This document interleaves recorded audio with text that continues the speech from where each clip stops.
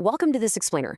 Look, if you're already deeply invested in educational support, hitting the absolute pinnacle of your professional qualifications is probably top of mind, right? Well, today we are unpacking the Level 7 Dyscalculia Top Up course. We're going to dive into the academic modules, the real-world skills, and exactly how this specific program elevates your standing in special education. Now, the crucial point right off the bat is understanding who this top-up is actually for. If you already hold a Level 5 qualification in Dyscalculia and you've got your Associate Teacher Dyscalculia status, you're uniquely positioned here. This course operates as an APEL pathway. That's accreditation of prior experiential learning.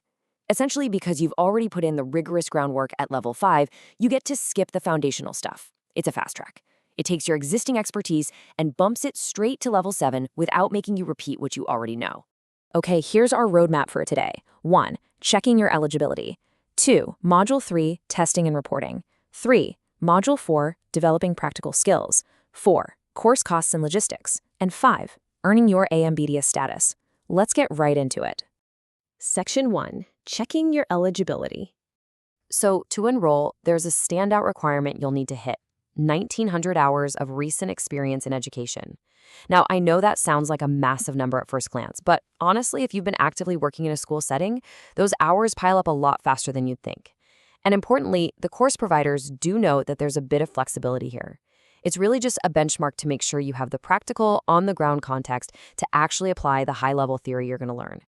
Beyond those hours, there are a few absolute non-negotiables. You must currently be a practicing professional, so actively working as a teacher, lecturer, or practitioner.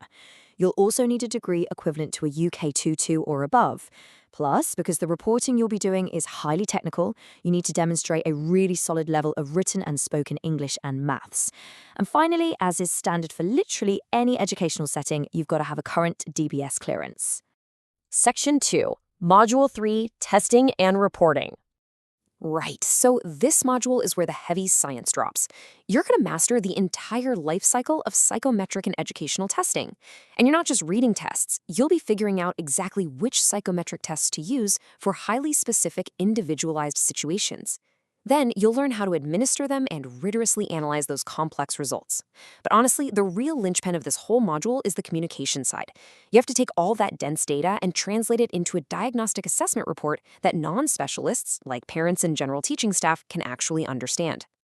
And writing these reports isn't just about summarizing data, it's a legal document. This module critically ensures you understand all the vital legal and professional boundaries involved in drafting these highly sensitive reports. You'll learn how to provide targeted recommendations to meet individual needs while staying strictly within ethical and legal frameworks. Oh, and you'll also figure out how to plan and deliver staff development on maths learning difficulties based on your findings. To successfully pass Module 3, you're going to put all this theory into rigorous practice. Your assessments require you to actually complete 2 full diagnostic assessment reports. After that, you'll write a comprehensive 2,500-word critical reflection on your own assessment process.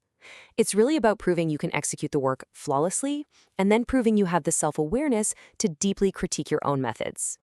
Section 3, Module 4, Developing Practical Skills. Moving smoothly on to Module 4, you'll explore the essential logistics that can literally make or break a student's educational experience. You'll master navigating access arrangements and the dreaded paperwork, while also diving into the specifics of the Disabled Student Allowance, or DSA. But it's not just schools. You'll look at how dyscalculia is managed in workplace settings too. And for a genuine intellectual challenge, you'll engage with current academic debates on what actually causes dyscalculia, all while developing professional awareness programs for your peers. Now, a massive, actionable takeaway from this module, and one that's just truly inspiring, is learning exactly how to transform your specific workplace or school into a genuinely inclusive, dyscalculia-friendly environment. You aren't just assessing individuals anymore. You're learning how to change the very environment they're trying to learn in. This is where you become a real agent for systemic change. Your final assessments here in Module 4 are super strategic. You'll do one more diagnostic assessment report to really lock in those skills. Then you'll tackle a SWOT analysis. Strengths, weaknesses, opportunities, and threats, specifically focused on creating that friendly environment in your own setting. Finally, you'll wrap it up with another 2,500-word critical reflection, this time on those current debates around causality. Section 4, Course Costs and Logistics. Okay, let's talk numbers. The tuition for this top-up is totally straightforward. It's set at £2,290 for UK-based students, and slightly higher at £2,590 for overseas students. This specialized pricing actually recognizes the Level 5 qualifications you already bring to the table, which is a nice bonus. And just to secure your spot on this highly specialized course, you'll need to put down an initial deposit of £1,000. Once that's sorted, you can focus directly on the coursework ahead. Section 5. Earning your AMB Day status. Finally, let's look at the incredible professional payoff waiting for you at the finish line. Successfully passing this Level 7 course means you are immediately eligible to apply to the British Dyslexia Association for professional membership. This lets you hold the highly coveted AMDBA Dyscalculia status, that's Associate Member of the British Dyslexia Association. It's a huge culmination of your professional development. This credential is a powerful badge of honor.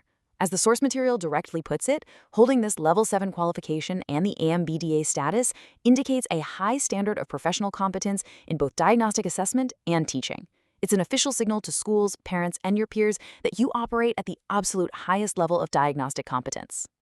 So, as we wrap up this explainer, I want you to think about this. How many students with unidentified dyscalculia are currently sitting in your classrooms right now, just waiting for someone with the exact right expertise to finally unlock their potential? The path to becoming that definitive expert is right in front of you. Thanks so much for joining me, and keep exploring.